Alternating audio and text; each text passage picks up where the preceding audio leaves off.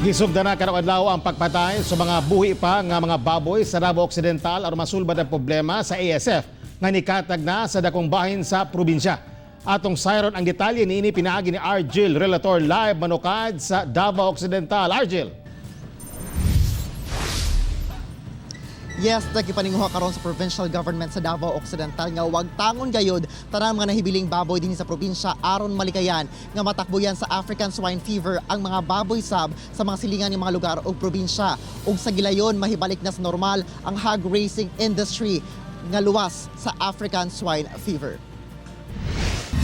Usa ka interagency consultative assembly ang gipahigayon aron hisgutan ang ASF sa Davao Occidental. Ang mga barangay kagawad ang gitahasan sa monitoring o inventory sa mga baboy sa matag barangay.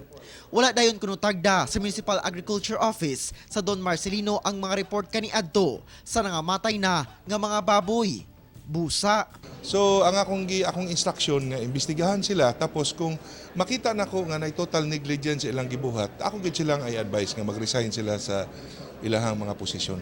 Sa pinakaulahing report, nisaka na sa 15 ka mga barangay sa Don Marcelino, 8 sa Malita, ug 2 ka boundary barangays sa Jose Abad Santos ang apektado sa ASF. Ganyan, agi ko dito sa barangay Mangiling, kapitan mismo akong naistorya. Kuan yun na anay namatay dito. Isa dito gani ang nanganak daw ang iyang baboy, niya napulo ang baktin, niya namatay na jud ang iyang inahan. Karong adlaw, gisugdan ang kaling o pagpatay sa mga baboy, ingon man ang paglubong sa Don Marcelino. Apan. Sir, bawal na may masulod? Unsay order dai, sir?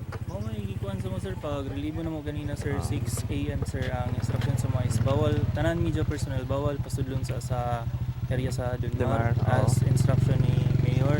Mihatag na lang og picture ug videos ang LGU sa proseso sa kaling ngadto sa media.